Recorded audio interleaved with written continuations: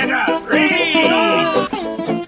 We open up in this alternate dimension. You can tell it's an alternate dimension because Invincible is currently winning a fight.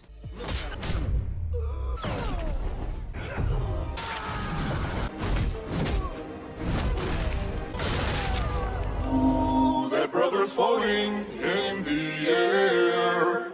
How could his hands do this? Oh, someone get him out the air. But it appears I spoke too soon because Immortal grabs Invincible by the neck and starts really giving him that Itachi Sasuke treatment.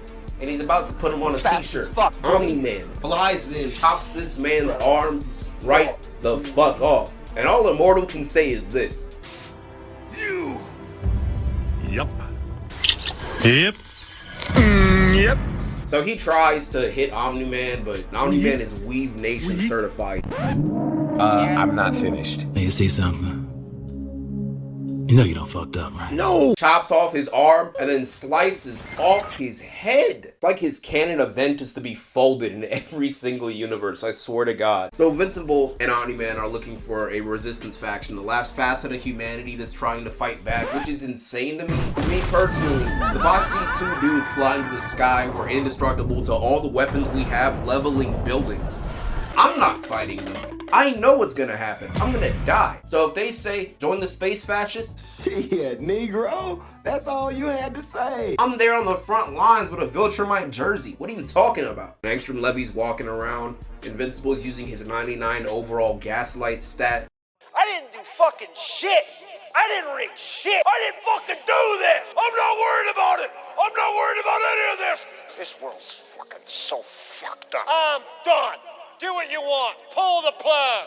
I'll kill you. Angstrom takes the elevator down to this secret sublab where the resistance is hiding out. And we can see exactly what kind of danger they're in because they've just got the fodder out front and center. Except for Adam Eve, who's actually cool. Angstrom gives Robot this like canister that's full of what I can only assume is the Gallic gun from Dragon Ball Z because it's a big purple laser. Robot shoots it at him, and I'm so confident that this is the Gallic gun because much like the Gallic gun from Dragon Ball, this is 100% survival rate. All Omni-Man does is straight up linebacker barrel this man through a crowd of people. That little potato never stood a chance, especially when he tries to get his little hero speech in. Someday, you too will die. Sure. But you should have died at birth. Emotional, damn it. So Adam Eve is doing her best to fight against Mark. You can see she's really in her dystopia shit with the fit. She's got all the telltale signs of living in an apocalypse, shaven head, a black trench coat, and accessorizing with the facial scars. Girl, that is chic. Now Mark really doesn't want to kill Eve because much like in the main universe, he really fucks with Shorty. Eve, girl, Shorty, baby doll, baby cakes, I don't want to kill you. Like, come on, come be a fascist with me. No, don't be a revolutionary. You're so sexy. I'd rather die. Damn. I'm really gonna miss your Stephen Hawking impression. My what? And he snaps her neck. Oh my God. And then he says, I have some people that will take care of her, meaning he's just gonna like watch her, just kind of talk to her like some kind of inanimate object. God damn. They move in to kill the rest of the resistance, and Angstrom tries to do his hero speech. However, he's quickly whisked away via a portal beneath his feet. And the rest of these guys might think that Invincible and Omni-Man just baked them a nice tray of cookies. Flashback to the main continuity of Invincible, the one that we followed since season 1, where Mark is dealing with the aftermath, flying around the city and trying to help where he can, but not sticking around the scene to soak in the glory or talk to other people. Just basically doing drive-by heroics. He's really beside himself because he views the events of what happened with Omni-Man as partially his fault. But it's really cool that they don't just rush into like the whole problem being resolved immediately. We also see that Debbie is reeling from everything that's happened when she found out that instead of that being her loving husband, it is actually the customer who came into Petco and purchased her from a kennel. That's a pet joke. Did you get it? Did you get it? It was funny? Okay, moving on. We then go back to 2/3 of the Blue Man group who are back in jail because they did a big prison break last season. Listen, you're never getting out of here. You're not getting out of here anytime soon, buckaroo. So get comfortable.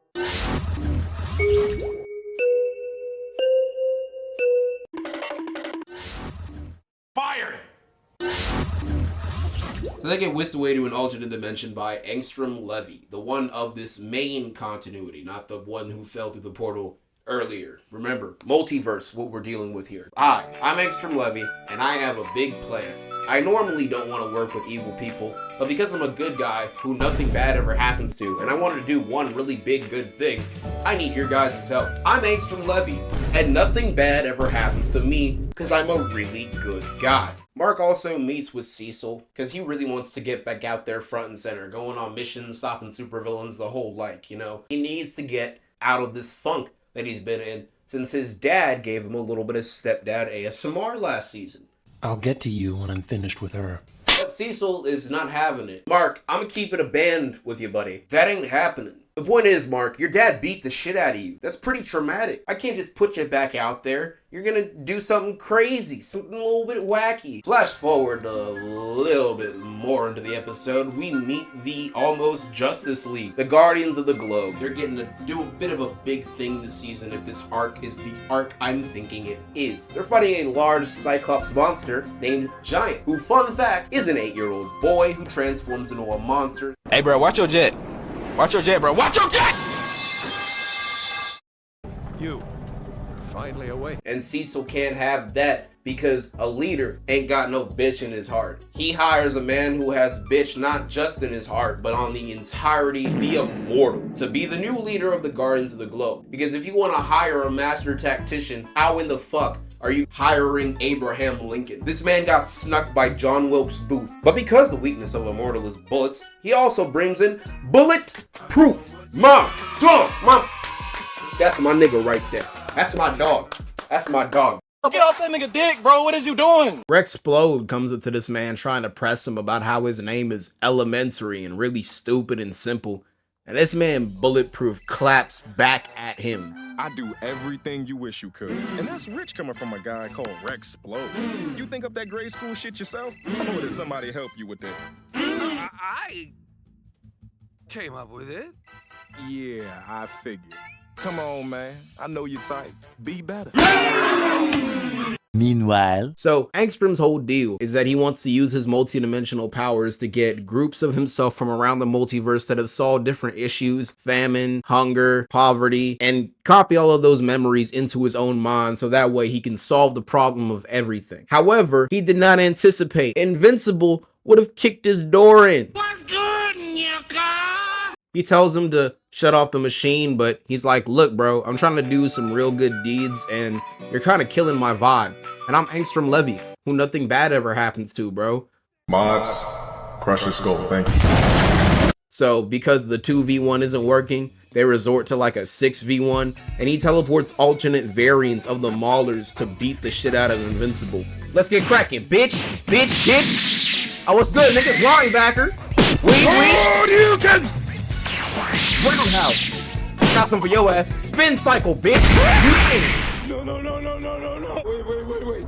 Pathetic. Fight back, nigga! Fight back, nigga! Fight back! Bro is over here getting stomped out by so much glue. I thought he would have got up from the ass whooping and thrown up Crip. Angstrom really does not want to build his utopia on blood, so he says, look, man, it is what it is. Fuck it, we ball. Takes off the headset and incinerates the entire building, along with all of his multiversal variants and all the Mauler variants, except for one, but we'll get to that later. Invincible is over here in shambles. This man thinks once again he's responsible for the taking of lives, and he really cannot cope with himself. Thanks to a pep talk from the Guardians and Cecil, he manages to pull himself together, and he goes home, and that's the end of the episode. I think we ain't done yet. Post-credit scene. Yeah, baby. Here's where we're getting juicy. So, one of the Maulers is left alive. Well, as about alive as you can be when half of your body has been, let's just say, gone through some extreme weight loss. He finds someone under the rubble, one last survivor, and it turns out to be the prime Angstrom Levy. Looking just, well, I'm gonna have to blur this, but to describe it as best as I can, think of how an armadillo has a shell on its back. Okay, now make that a human, and make the armadillo shell a brain. Yeah, it's pretty fucking gross. See, what happened is during the experiment, Angstrom managed to merge the thoughts of all of his multiversal cells like he wanted to, except there was a tad bit of a hiccup. Instead of having only the solutions to the problem of everything safely copied into his head, he ended up copying all of the memories, scrambling them with his own, so he has memories from across all different timelines, remembering not anything from his own life solely, but from every single one of these lives. In his eyes, he lived all of them, including the many Earths where Invincible went bad, leading him to have a vendetta against Invincible for not only ruining his opportunity to create a perfect multiversal utopia, but also for being a genocidal maniac. And with his declaration of war, I will beat your motherfucking ass! the episode is finally over.